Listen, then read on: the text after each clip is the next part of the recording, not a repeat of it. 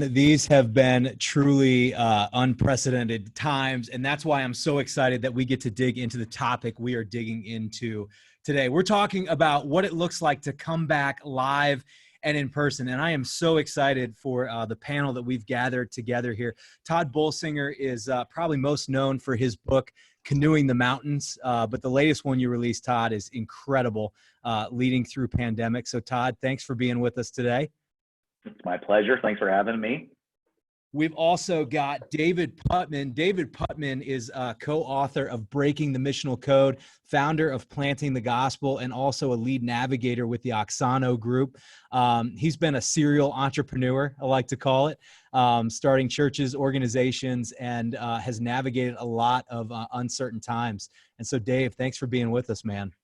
Hey, Matt. Thanks for having me, man. And last but not least, we have Mac Lake with us. Mac Lake is probably in my speed dial what I like to call the leadership guru. He is amazing when it comes to leadership formation, and has done a ton of work with building leadership pipelines for organizations. He's worked with Seacoast Church, launched the Multiply Group, and has done probably more things than he even remembers. So Mac, thanks for joining us, man. Good to be here, Matt. Thanks for the opportunity. Well, and hey, we all know why we're here, because over the last now two plus months, we've all been kind of wrestling with this unusual season in our world where everything was flipped upside down in a moment. All of a sudden, the thing that everybody talked about in the church was, hey, what will you do if you can't gather in person? Everybody said that would never happen. And then in a weekend, that happened. And all of a sudden, all of our models for doing church are kind of thrown out the window. But, you know, a lot of models within our culture are thrown out the window. So what does it look like as we've been navigating this season, but now we get ready to step back into in-person worship? But also what we have to recognize is a new normal. And how do we navigate uncharted times? Because I think one of the important things we need to realize is this is a leadership opportunity for us to learn in a way we would never get the opportunity to learn before, how to navigate uncharted seasons. And so as we talk about this, we definitely want to hit, how do we come back in person? And what are some practical things we're going to be doing today? But what are some of the bigger things we need to be learning for leading in a time like this, and for trying to navigate changing culture and kind of uncharted territory? So I want to throw out the first question to you guys, is just simply, and then let you all know if you have questions, shoot them in through the Q&A. Love to hear from you. But the first question I've got for you is just, what are the biggest mistakes leaders will make as we're trying to navigate this?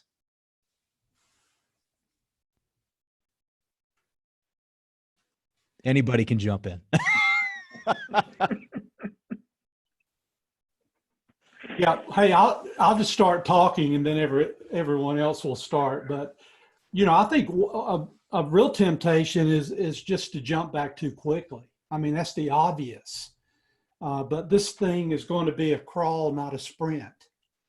And even as in some of our states, some of the doors, you know, where some of our churches are coming back. I'm in Atlanta, Georgia, so, you know, we didn't stop. I'm kidding. But hey, so churches are beginning to come back, but then there are others. The one I'm a part of has said, hey, we're not coming back until we can bring our kids back full blown, you know, and that's a strategic decision. But I'm hearing others, you know, as I talk to pastors, just carrying away, you know, because it's not what they thought it would be getting back. And so I think, hey, just because the governor says or the president says you can come back to worship might not be a prudent decision at this point. Yeah, and that actually, David just hit a really important point. We all had a common experience in the pandemic. Everybody got shut down. Going back into the new normal, nothing will be in common. Everything will be local.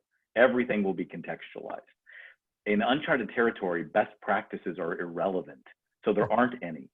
So what you're going to have to do is develop the competencies of being able to lead into an environment where nobody has the experience. And that requires a different kind of leadership formation than most of us had before.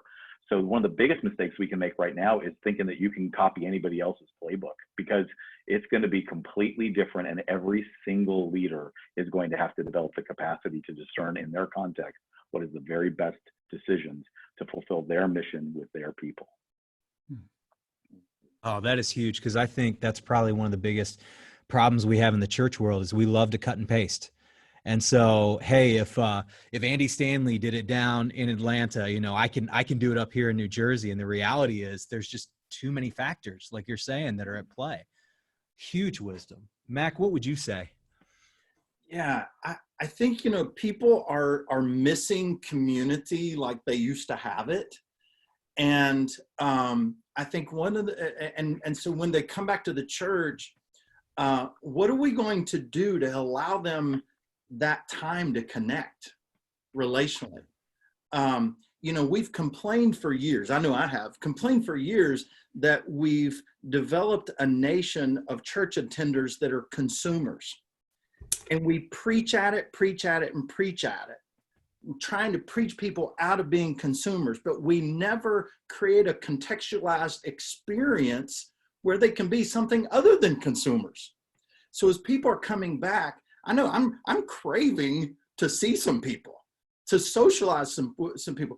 And so when I go back to church, I don't necessarily want to just sit there and watch a programmatic show. I want to be church.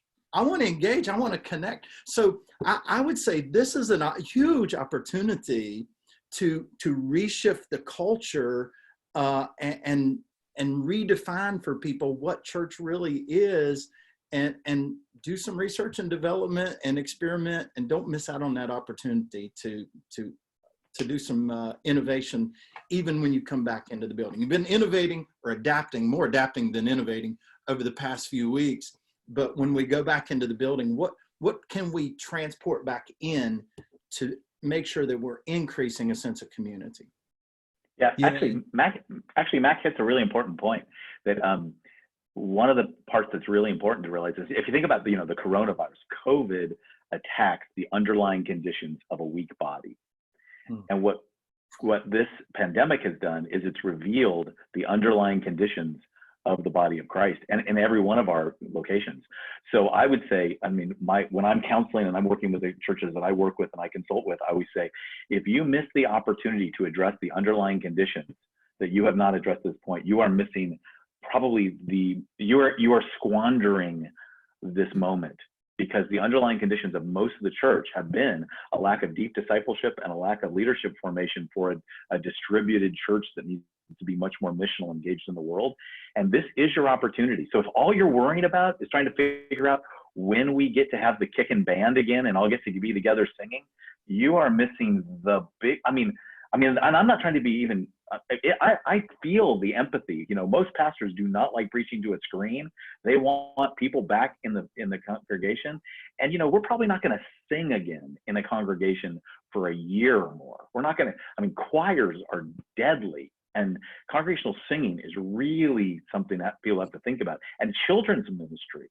Wow. So it's going to take a while, but so if you don't use this time to address those underlying conditions, you're missing a great opportunity, and you need to be able to. So I appreciate the guy saying that. This season has revealed a deficiency in churches' discipleship systems. Yeah. And so 100%. You know, if we could utilize, I heard somebody say, what we call lockdown, God calls incubation. And if we could use this incubation time to help redefine what discipleship is for our people, this is huge opportunity to help people learn how to disciple their children in their home, how to disciple their neighbors, how to disciple their friends. And the opportunity's there, but I don't think the skill's there. So leadership development's a huge need right now in the local church if we're going to see change in what Tod is referring to as well.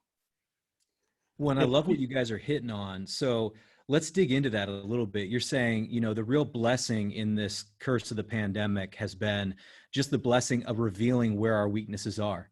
So you guys are all incredible systems thinkers when it comes to the church. What are the top weaknesses in the church? how can we identify those? Because I think as you start getting more local and specific, you'll find that your church has kind of niche issues that maybe another church doesn't have.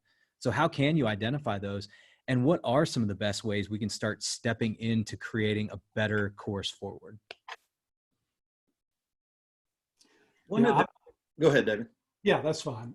No, I was just, what you guys said is so real. I call it, I think the challenge is we have what I call a weekend only or weekend mostly culture. Same thing we're talking about consumer, but how do we transition that? So I think the big question is how do we transition culture from a weekend only culture to a disciple making culture? And, my concern is, I think I know some ways to do that. I know how we do it, but my concern is that we won't slow down and do it. I think, Todd, you indicated that it may be, a year before we're back singing the way we're used to singing. And, I think so. I think you're exactly right. And we're going to swim up current trying to bring our churches back together. But this is an opportunity to slow down. I mean, it's a redo. And to really begin to work on some really deeper issues of clarity. And my work with Oksana, we would say, hey, in times of uncertainty, you lead with clarity, not with certainty. Nothing's certain. And the clarity that we're looking for is around what we call the 5 irreducible questions of leadership. And so what are we doing? Why are we doing it? How are we doing it? When are we successful, and where is God taking us? I say we need to sort of revamp even those questions and ask questions like, hey, what is our disciple-making mission? What are our disciple-shaping values? What is our disciple-moving strategy? What are our disciple-shaping measures? And what is that disciple-making dream that God has given us? And really just pause and in a collaborative way with our churches, which, by the way, our people are hungry for this. I believe that. I believe they have gotten a taste of the fruit, and they're not going to be satisfied with anything else but deeper relationship. At least that is my prayer. So Huge. What would you guys say to that? I love that image of we're going to keep trying to swim upstream. So what's it look like for us to swim with the current? I think, one of the things I've told churches is when this whole thing started, there's a potential we're going to see a decrease in engagement with our church, a decrease in community, and a decrease in serving. Now, if you see a decrease in those 3 things, and you could add giving to that too, but if you see a decrease in those things, it tells you something about the culture you have. And so now all of a sudden our people are let go in a sense, and we're going to see, can they swim? Has what we taught them enabled them to continue to engage as the church, live in community, and serve on mission? Has what we taught them enabled them to do that? Or did we see that sort of die out? And so now I can look at that and go, okay, what did we learn about the health of our church in this season? And what are we going to do, regardless of what the future looks like, together or not together? How are we going to help them mature as disciples so that those can be regular behaviors in their lifestyle, so they're truly living as the church? When you ask the question, how can you go with the stream? That's an interesting metaphor. I would think of it this way. So obviously, I wrote a book called Canoeing the Mountains, which is about what do you do when you run out of river, right? When you run out of the river and you face mountains, and the answer is you don't paddle harder, right? So don't think about paddling harder. It's not about trying. It's about retraining for this new environment. So in one sense, what you're basically saying is, what is it that we need to do in this new uncharted territory where there may not even be a river? And my answer to that, one of the things I would say to people is, I think we have to resist the temptation to try to predict the future. I think any attempt to predict the future is going to lead us to either false certainty, so I loved David's idea of clarity and not certainty. That's rich. That alone you could just take away from this and be good with, because you're not going to be certain. And if you trying to predict the future is a way of trying to get certain. And what you need to do is, instead of predict, I always say to people, don't predict, prototype. Don't try to do predictions, instead do experiments. So look back at the last 8 weeks and think about this. The last 8 weeks have been an opportunity to do amazing amounts of experiment. And the answer to an experiment isn't the question, did it work? An experiment is to teach you, what did you learn? What did you learn about your people? What did you learn about yourself?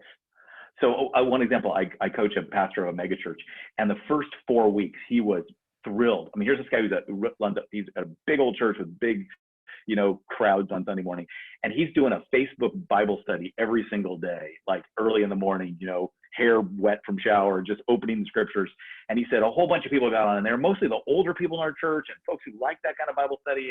But all of a sudden, I'm their pastor again, and I'm engaged with it. And it's amazing. And they're texting me, and it's amazing. He said, but about 4 weeks into it, I realized this is great for them, but it's exhausting for me, because this isn't the kind of relationship I like.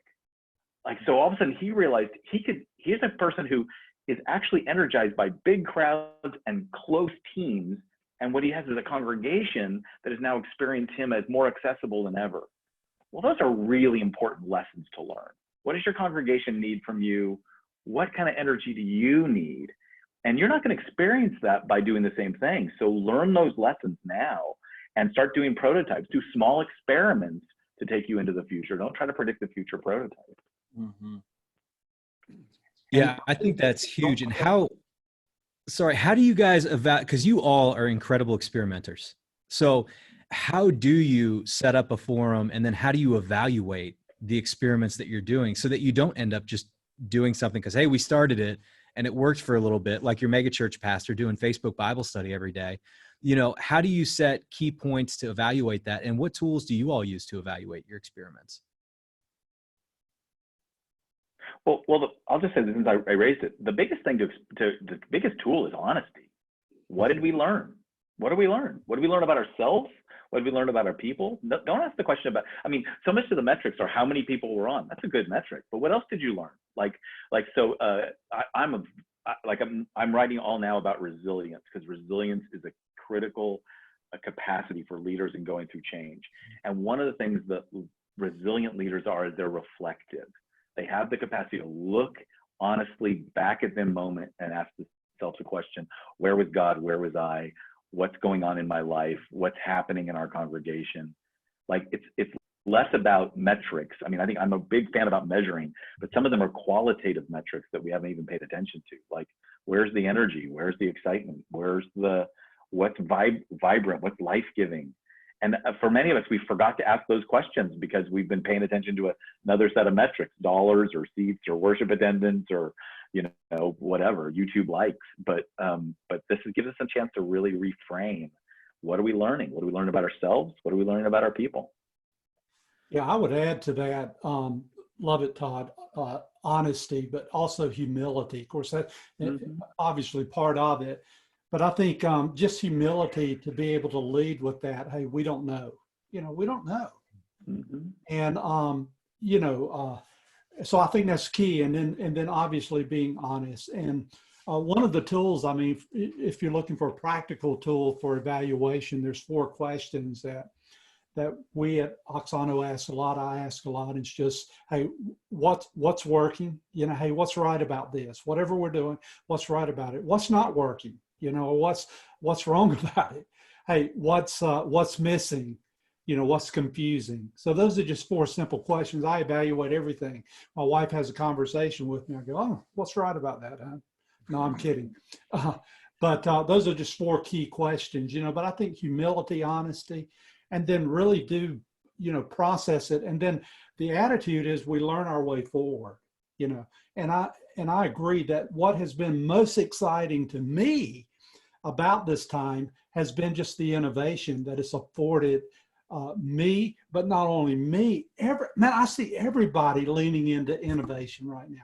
I got an 81-year-old dad who is a pastor of a church who, when he got shut down, started doing drive-in church. 81 years old, doing drive-in church. And he's got to tell him about all these new people showing up because they could drive up in their car. That's innovation. Now the key is to evaluate it and say, okay, what can we take forward? What do we want to hang on to? What do we don't want to lose? Because the temptation is to move back into the building now. Yeah. And then all of a sudden, guess what? Those folks that drove up, that felt comfortable, that became seekers, active seekers for the first time in years, are now staying home. So I just love the innovation, whatever it might be, whoever it might come from. I think Matt too, a key to innovation is invitation. And a lot of times what we do is we sit around by ourselves or as a staff and say, okay, what are we going to do? We got to solve this problem. We're forced into innovation. So we try to become the solution to the problem. And there's a lot of pastors, doing what Tod mentioned, okay, well, I'll do a Facebook Live. I'll do this. I'll do this. I'll do this. Staff, you do this. Rather than saying, hey, wait a minute, time out. Let's talk to each generation represented in our church and say, hey, what do you need? What do you think? What would you do if you were the pastor? What would you do if you were on staff? What are you looking for in this? And invite them into the conversation and listen to them. And in listening, you may discover people that would be energized around some of the solutions, and they could run with it as a volunteer rather than us as a staff. And so what happens when you invite people at innovation, all of a sudden ownership goes up. What we're so used to in the church is we're so used to identifying leaders and saying, hey, here's our policies and procedures, follow these rules, don't break anything, and you're our leader in that area. And what we do is we train them to compliance rather than ownership. This is a huge opportunity to train people towards ownership, to say, hey, we're inviting you to think with us. We're not just inviting you to execute our plan. We're inviting you in, and we want to hear from you. Let's shape this together. Invitation, don't leave out invitation in your innovation, and include the different generations, because listen, you've got a bunch of junior hires and high schoolers who aren't in school for months. These are your high-tech people. These are your on social media people. What are we doing to leverage a 10-year-old in this season? Don't miss out on that generation, because they are the future church. And now it's time to give them a passion for the church. In time of crisis, we can help plant a seed of passion in their soul for their local church if we involve them. Oh, that is huge. I love the stuff that you guys are saying. It's really resonating, because I think in seasons like this, having those deeper questions, they almost make the answers common sense. And I know some of you may be thinking, okay, well, maybe I have a bigger church or a smaller church. What does it look like to listen? I'm hearing what Mac's saying and what Dave's saying. The easiest way we found to listen at our church, we're probably a medium-sized church, is I just did a Google survey. Google, or I did SurveyMonkey. I think our network did a Google survey, but we just sent out a quick survey, basic questions we put together.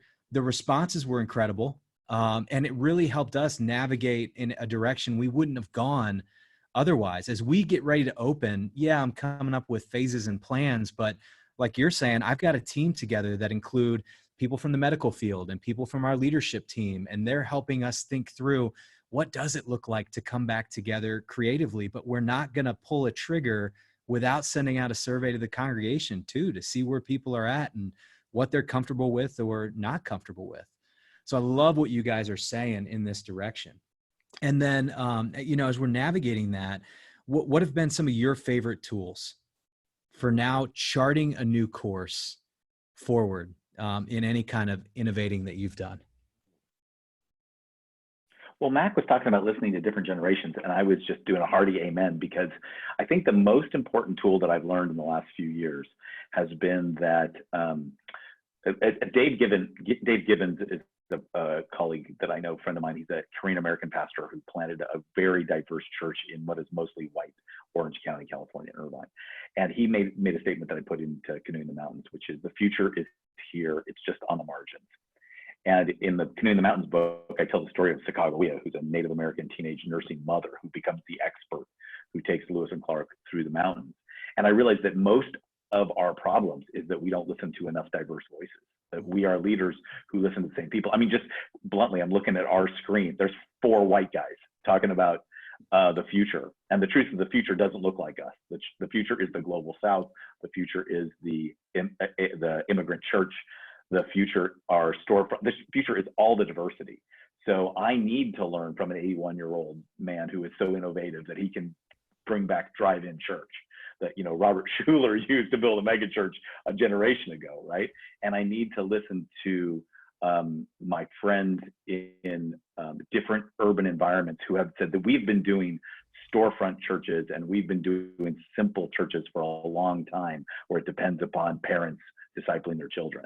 So it really adds more voices. So the most important thing I always say is you've got to add diversity of voices and then do modest experiments.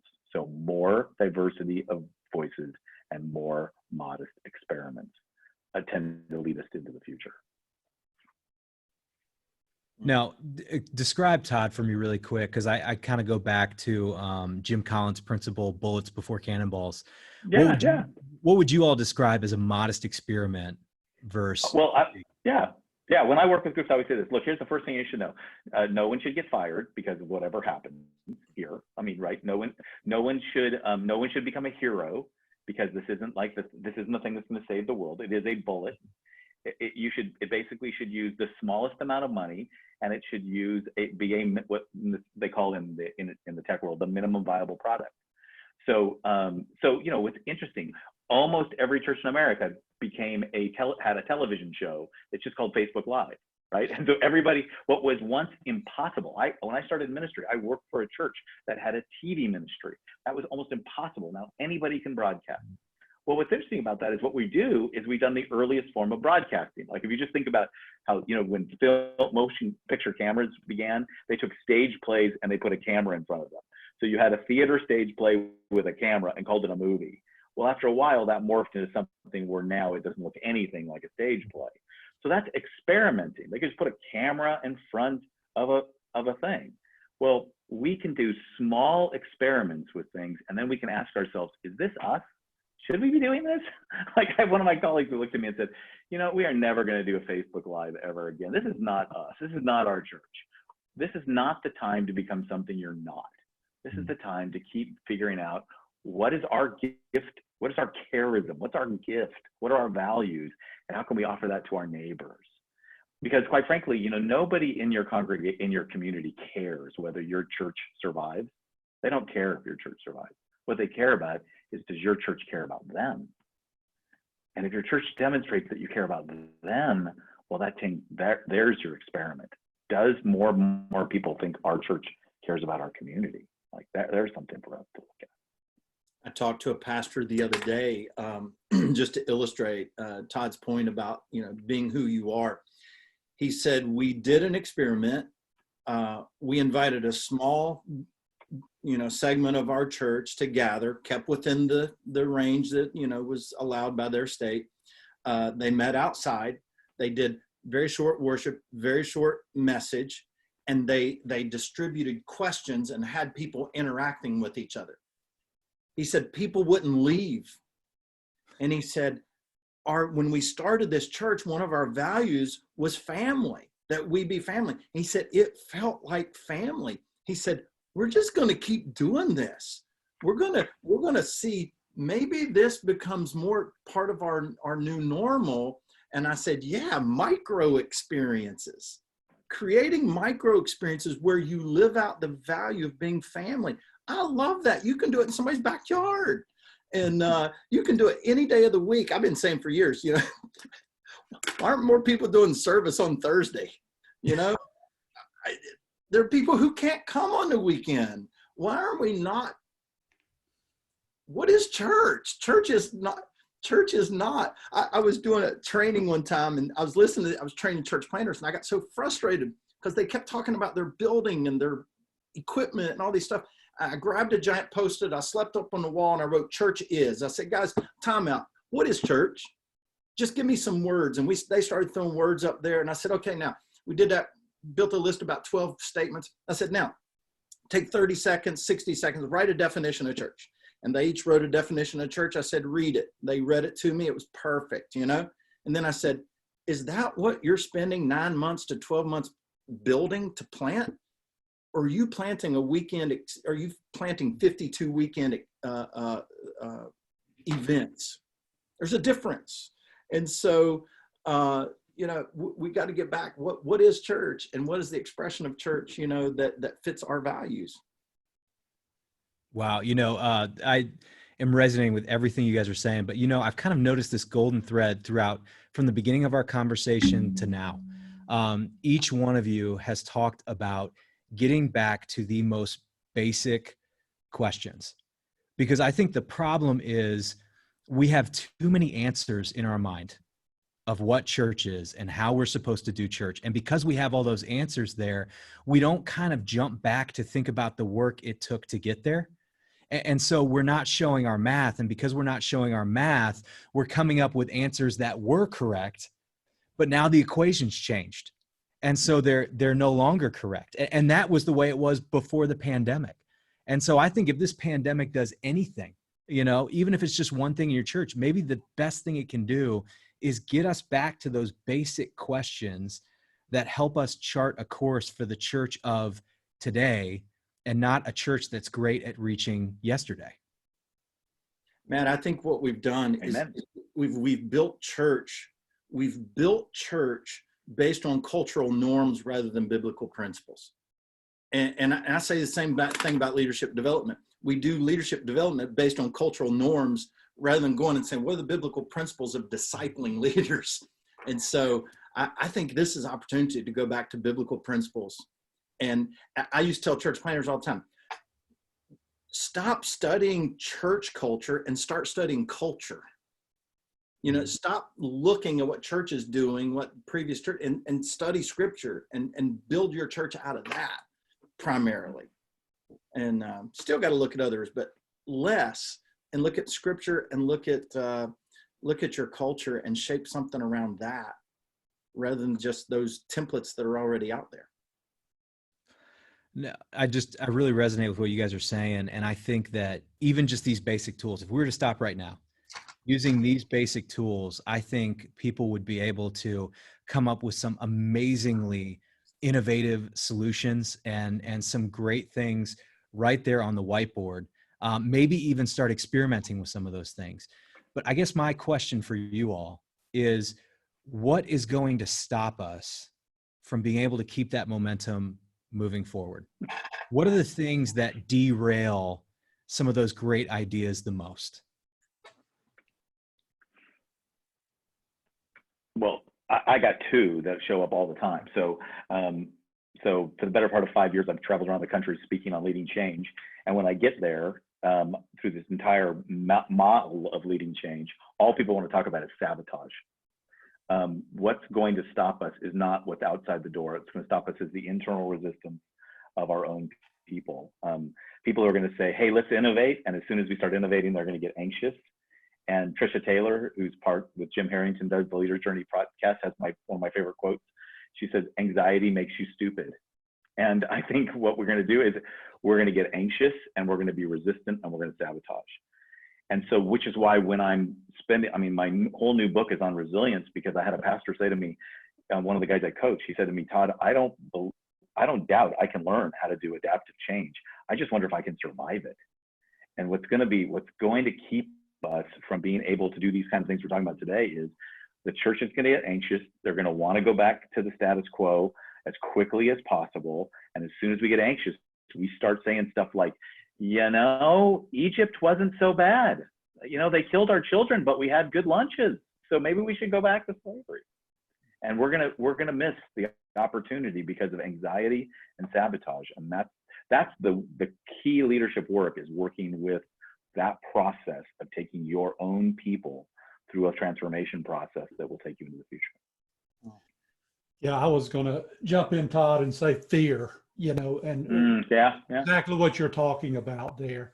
So I think, from my perspective, it's just fear. I think it's, the way we live our life, hurriedness. I tell people all the time, we have to slow down in order to speed up. And here we've been given this great gift of slowing down, but our temptation is we're just in a hurry to get back. And then I think the last piece I would say is, I think in all reality is that oftentimes leaders don't have good tools for working processes. Like, how do you re-envision? How do you re-dream? How do you set the church on a collaborative course for what we're talking about, which is radical transformation of culture? And where do you begin? And so there has to be process, there has to be tools that can turn that into reality. Which Dave brings up, Michael Myers just Q&A'd us and asked that you talked about 4 questions for that problem resolution, one of those tools you use. Could you say those again, those 4 questions that you use? Okay, there was 5 and then there was 4, okay, that I quoted from. So let me go back to the 5, and if that's what I think you're asking. I could be wrong, but I think this is most important, that we've got to have clarity. Clarity isn't everything, but it changes everything. And we got to have clarity around 5 fundamental questions. We call them irreducible questions of leadership. Every leader needs to ask this question for his organization and resolve it in a collaborative way. What are we doing? What is our missional mandate? What is it uniquely what is our great permission with the Great Commission? Why are we doing it? What are our missional motives? And often what happens is our values don't align with what we're talking about today. We say we want to make disciples, but our first value is excellence. There's nothing excellent about making disciples. It is messy, just as an example. 3rd question is, how are we going to do it? What is our missional map for doing it? How do we do this? Got to have a how. And then when are we successful? And we got to move away from that matrix of how many people we have. But when are we successful? Another way to ask that question is, what does a disciple look like in our context? And then ultimately, where is God taking us? Where is he taking us as an organization? And to me, right now is the best time to ask that 5th question. I mean, we're sitting here in uncertainty. And as it referenced a while ago, Todd, I think you said the future is already happening. And so we need to ask, where is God ultimately taking us? What is that future that God's leading us into?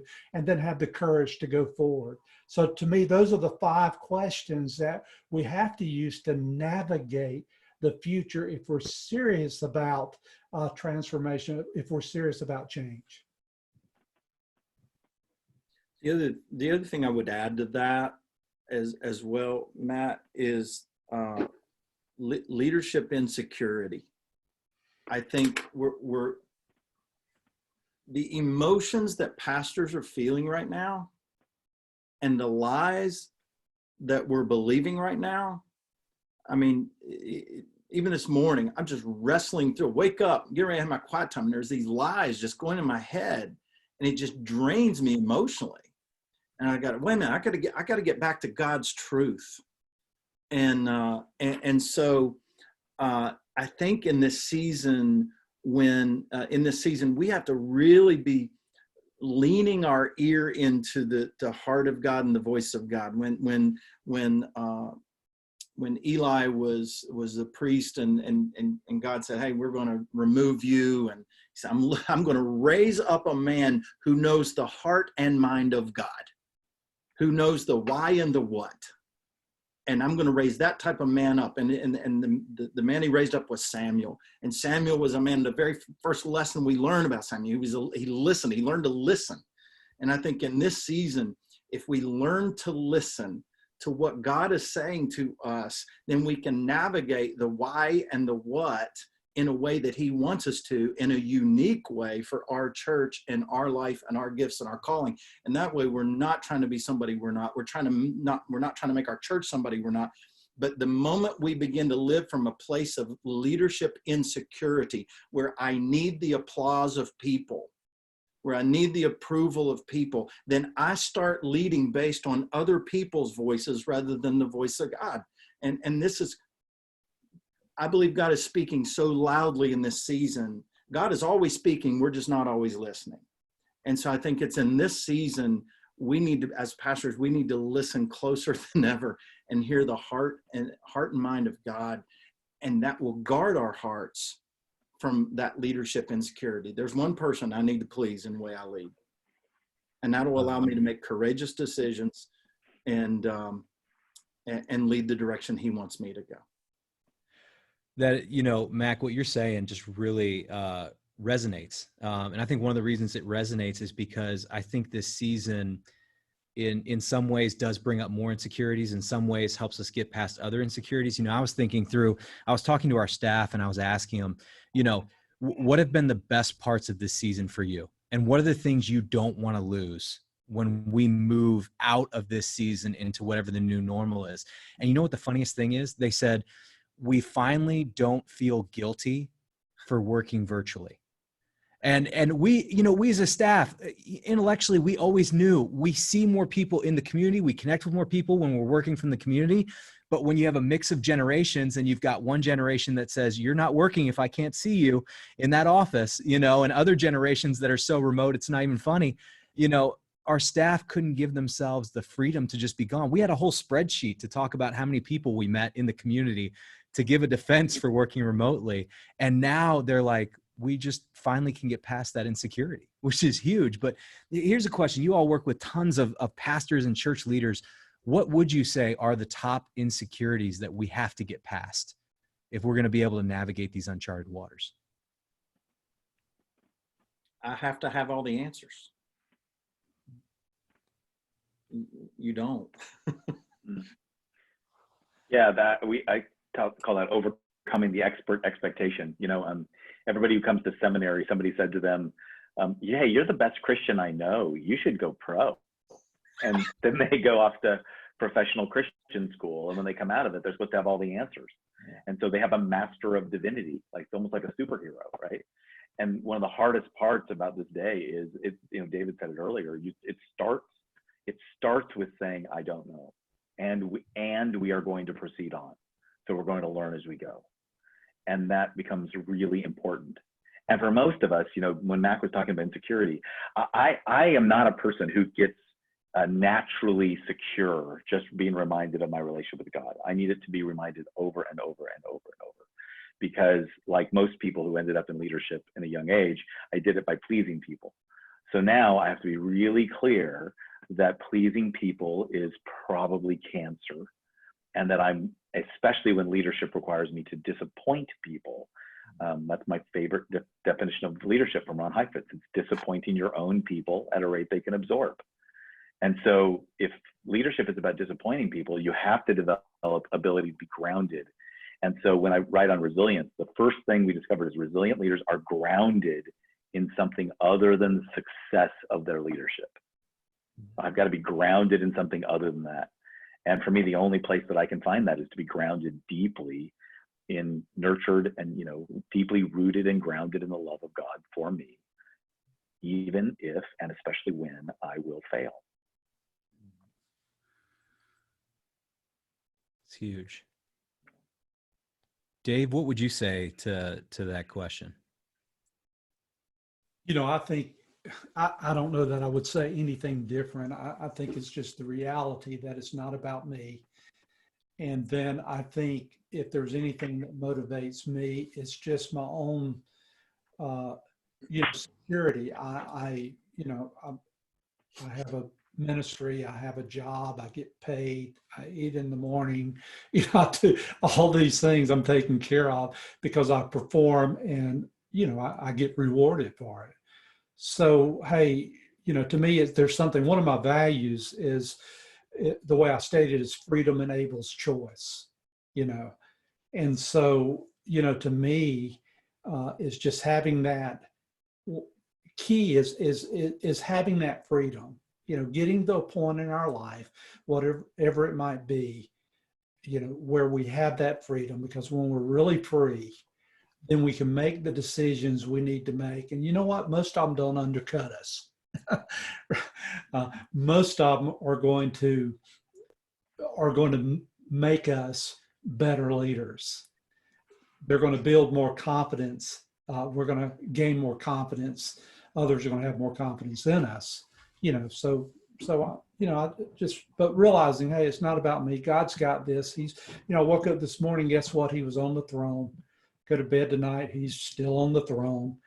And even when I don't feel like he's on the throne, when I need those encouraging words and things aren't going well, he is still on the throne. Oh, that is huge. We're talking about leading uncharted territories. And I know maybe some people popped on, maybe it was poor marketing on my part, because you're like, where are one size fits all answers? And the reality is they don't exist, because, for a month now, Georgia, you've been open at some standpoint. I'm in New Jersey, and a week ago was the first time the governor said a solid number on 10 to 25 people coming together. I'm still wondering if my kids are going to go to school in person in fall. I have no clue. I don't know if I'm going to continue to be, super dad homeschool teacher. But, there's a lot of questions. So there aren't one size fits all kind of answers, but I think you guys have given us insanely practical tools to be able to come up with the answers God has for the place in which he's placed us. The last question I would ask you is, how do we help people and how do we lead them through their own anxieties and fears as we're trying to navigate this new territory? Well, one of the biggest things you could, so the superpower is empathy. Empathy, actually, most of us who'd learned about empathy, we learned that empathy was about staying with people so that they felt accompanied in their pain. What we've learned about empathy is when you empathize with people, they then trust you to follow you the next step. So if we can learn how that one of the most important things for us to develop is really the capacity to empathize. So to be with people in it, for them to feel accompanied. When they feel accompanied, they will accompany you. Because one of the hardest parts of our job as leaders, these are the competing values, is we love our people, but our people have been sent on a mission. So it's not okay for us to circle the wagons and just ask the question, when can we all gather again together? That's not even the biblical question. The biblical question is, what does it mean for us to be sent to our community? And so when we grapple with that, I'm not trying to minimize that I miss the gathering. I miss being with my church, and I miss us being together, and I miss being face to face with folks. But what matters is that we use empathy as a way of for people to feel accompanied, so they will accompany us as we work together in our mission. Oh, it's huge. Yeah.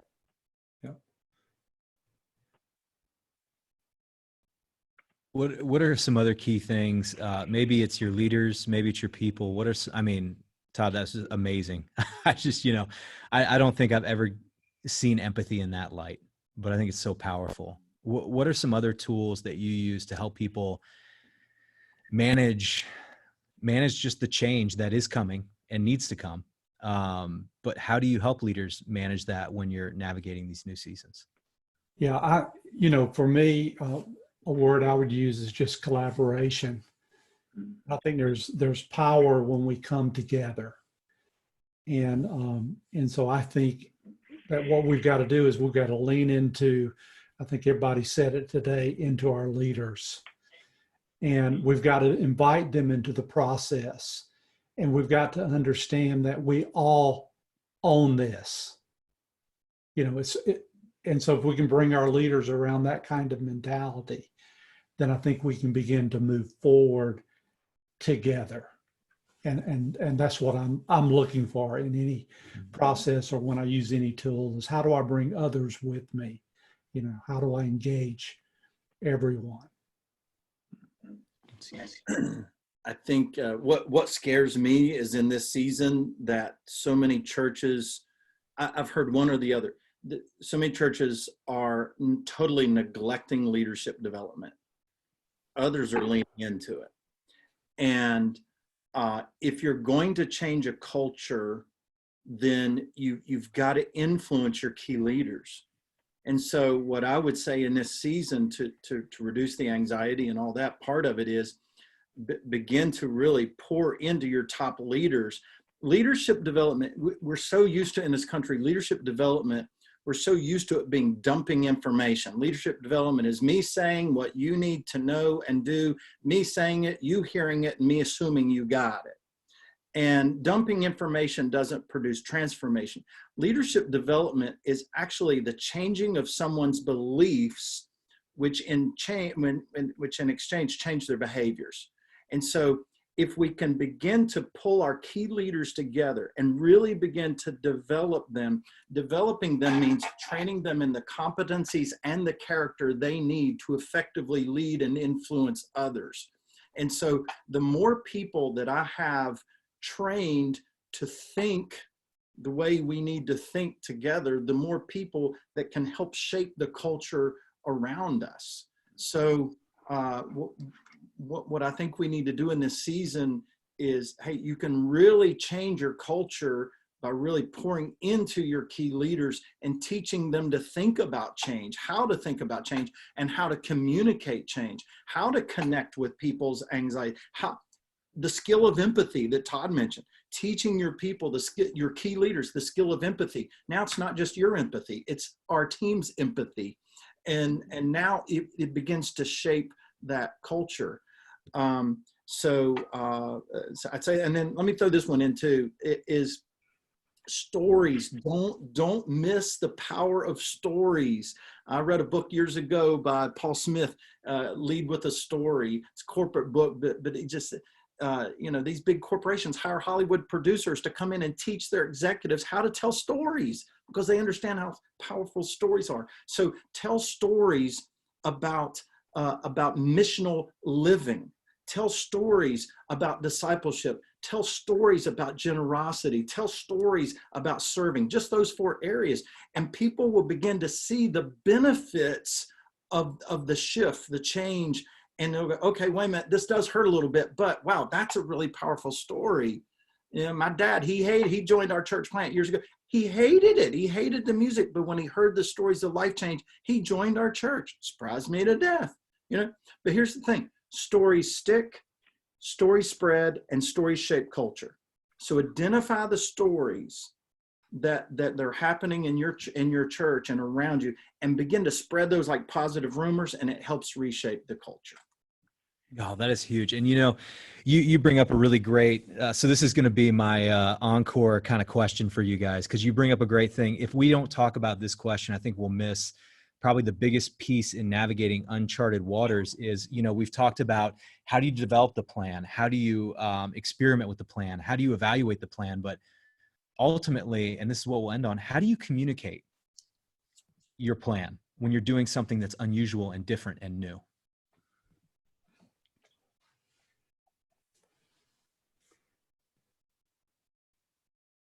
Well, repetitively. You say it over and over and over again. The key to communication is clarity and repetition, like that. And I also, again, I want to go back to what David said earlier. Clarity is not certainty. I'm going to take that one home, because you don't say, oh, here is the plan forever. You say, here's the next step, and here's why. Here's the next thing we're going to do, and here's why. And here's what we learned from the last thing. And by the way, here's what we're going to take 3 steps back, and here's why. Like, what we have to do is communication is keeping people in relationship with us so that they trust us. When trust is gone, the journey is over.